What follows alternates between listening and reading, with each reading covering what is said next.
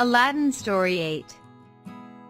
On Aladdin's arrival at the palace, the Sultan was surprised to find him more richly and magnificently robed than he had ever been himself, and was impressed with his good looks and dignity of manner, which were so different from what he expected in the son of one so humble as Aladdin's mother. He embraced him with all the demonstrations of joy, and when he would have fallen at his feet, held him by the hand, and made him sit near his throne. He shortly after led him, amid the sounds of trumpets, hautboys, and all kinds of music, to a magnificent entertainment, at which the Sultan and Aladdin ate by themselves, and the great lords of the court, according to their rank and dignity, sat at different tables. After the feast the Sultan sent for the chief Qadi, and commanded him to draw up a contract of marriage between the Princess Badr al-Buddoor and Aladdin. When the contract had been drawn, the Sultan asked Aladdin if he would stay in the palace, and complete the ceremonies of the marriage that day. "Sire," said Aladdin, "though great is my impatience to enter on the honor granted me by your majesty, yet I beg you to permit me first to build a palace worthy to receive the princess your daughter. I pray you to grant me sufficient ground near your palace, and I will have it completed with the utmost expedition." The Sultan granted Aladdin his request, and again embraced him. After which he took his leave with as much politeness as if he had been bred up, and had always lived at court. Aladdin returned home in the order he had come, amid the acclamations of the people, who wished him all happiness and prosperity. As soon as he dismounted, he retired to his own chamber, took the lamp, and summoned the genie as usual, who professed his allegiance.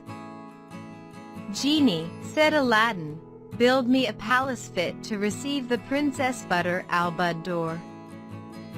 Let its materials be made of nothing less than porphyry, jasper, agate, lapis lazuli, and the finest marble. Let its walls be massive gold and silver bricks laid alternately. Let each front contain 6 windows, and let the lattices of these, except one, which must be left unfinished, be enriched with diamonds, rubies, and emeralds, so that they shall exceed everything of the kind ever seen in the world. Let there be an inner and outer court in front of the palace, and a spacious garden, but, above all things, provide a safe treasure house, and fill it with gold and silver. Let there be also kitchens and storehouses, stables full of the finest horses, with their equerries and grooms, and hunting equipage, officers, attendants, and slaves, both men and women, to form a retinue for the princess and myself. Go and execute my wishes." When Aladdin gave these commands to the genie, the sun was set. The next morning at daybreak the genie presented himself, and having obtained Aladdin's consent, transported him in a moment to the palace he had made. The genie led him through all the apartments, where he found officers and slaves, habited according to their rank, and the services to which they were appointed. The genie then showed him the treasury, which was opened by a treasurer, where Aladdin saw large vases of different sizes, piled up to the top with money, ranged all round the chamber. The genie thence led him to the stables, where were some of the finest horses in the world, and the grooms busy in dressing them.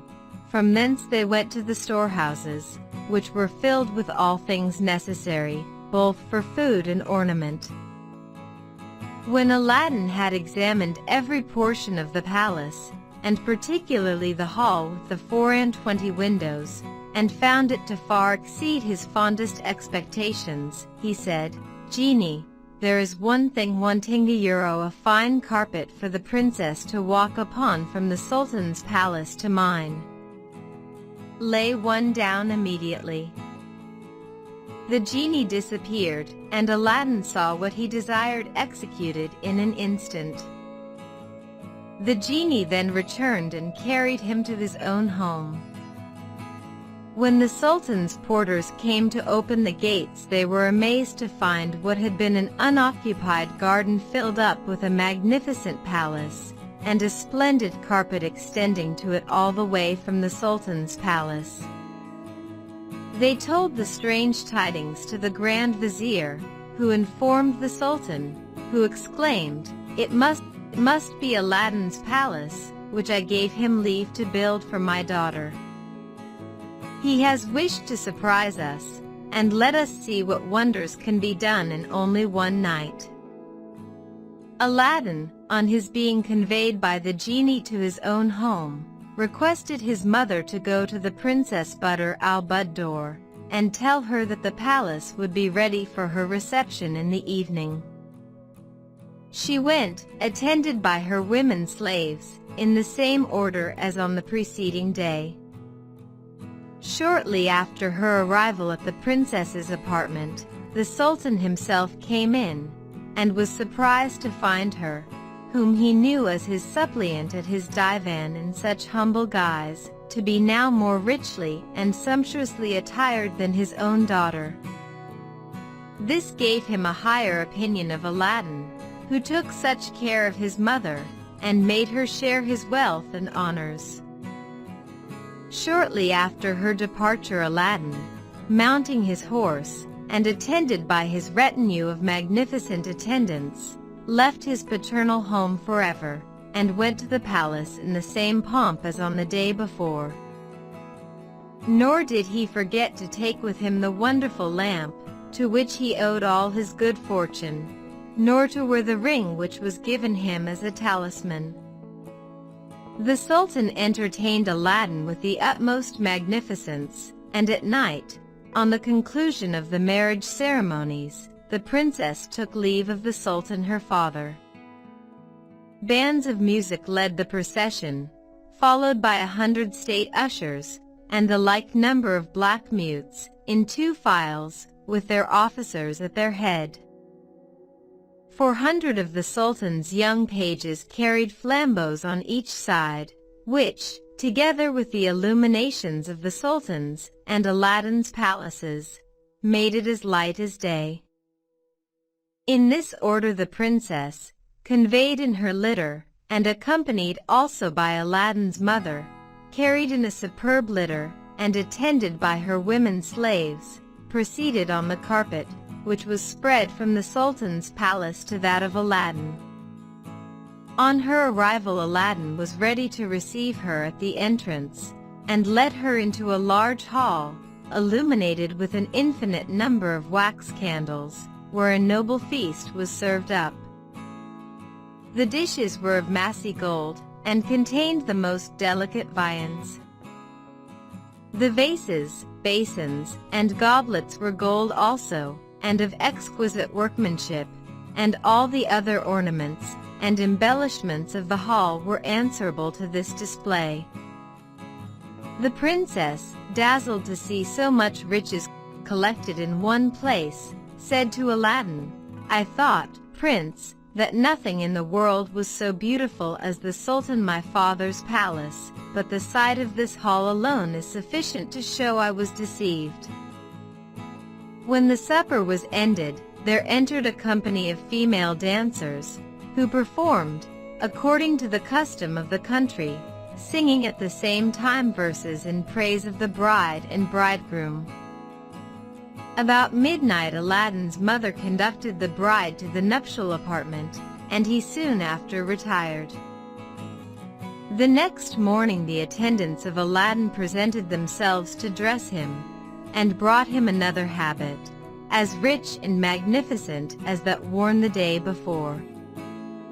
He then ordered one of the horses to be got ready, mounted him, and went in the midst of a large troop of slaves to the Sultan's palace, to entreat him to take a repast in the princess's palace, attended by his grand vizier, and all the lords of his court.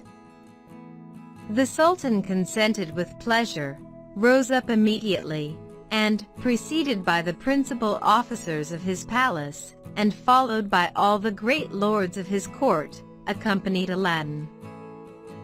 The nearer the Sultan approached Aladdin's palace, the more he was struck with its beauty, but when he entered it, came into the hall, and saw the windows enriched with diamonds, rubies, emeralds, all large, perfect stones, he was completely surprised, and said to his son-in-law, "This palace is one of the wonders of the world, for where in all the world besides shall we find walls built of massy gold and silver, and diamonds, rubies, and emeralds composing the windows? But what most surprises me is that a hall of this magnificence should be left with one of its windows incomplete and unfinished." "Sire," answered Aladdin, "the omission was by design, since I wished that you should have the glory of finishing this hall." "I take your intention kindly," said the Sultan, "and will give orders about it immediately." After the Sultan had finished this magnificent entertainment provided for him and for his court by Aladdin, he was informed that the jewelers and goldsmiths attended, upon which he returned to the hall, and showed them the window, which was unfinished. "I sent for you," said he, "to fit up this window in as great perfection as the rest. Examine them well, and make all the dispatch you can." The jewelers and goldsmiths examined the 23 windows with great attention, and after they had consulted together, to know what each could furnish, they returned, and presented themselves before the Sultan, whose principal jeweler, undertaking to speak for the rest, said, "Sire, we are all willing to exert our utmost care and industry to obey you, but among us all we cannot furnish jewels enough for so great a work." "I have more than are necessary," said the Sultan. "Come to my palace, and you shall choose what may answer your purpose." When the Sultan returned to his palace, he ordered his jewels to be brought out, and the jewelers took a great quantity, particularly those Aladdin had made him a present of, which they soon used, without making any great advance in their work. They came again several times for more, and in a month's time had not finished half their work. In short, they used all the jewels the Sultan had, and borrowed of the vizier, but yet the work was not half done. Aladdin, who knew that all the Sultan's endeavors to make this window like the rest were in vain, sent for the jewelers and goldsmiths, and not only commanded them to desist from their work, but ordered them to undo what they had begun, and to carry all their jewels back to the Sultan and to the vizier. They undid in a few hours what they had been 6 weeks about, and retired, leaving Aladdin alone in the hall. He took the lamp, which he carried about him, rubbed it, and presently the genie appeared. "Genie," said Aladdin, "I ordered thee to leave one of the 24 windows of this hall imperfect, and thou hast executed my commands punctually. Now I would have thee make it like the rest." The genie immediately disappeared. Aladdin went out of the hall, and returning soon after, found the window, as he wished it to be, like the others. In the meantime, the jewelers and goldsmiths repaired to the palace, and were introduced into the Sultan's presence, where the chief jeweler presented the precious stones which he had brought back. The Sultan asked them if Aladdin had given them any reason for so doing, and they answering that he had given them none, he ordered a horse to be brought, which he mounted, and rode to his son-in-law's palace, with some few attendants on foot, to inquire why he had ordered the completion of the window to be stopped. Aladdin met him at the gate, and without giving any reply to his inquiries conducted him to the grand saloon, where the Sultan, to his great surprise, found the window, which was left imperfect to correspond exactly with the others. He fancied at first that he was mistaken, and examined the 2 windows on each side, and afterward all the 24. But when he was convinced that the window which several workmen had been so long about was finished in so short a time, he embraced Aladdin and kissed him between his eyes. "My son," said he, "what a man you are to do such surprising things always in the twinkling of an eye.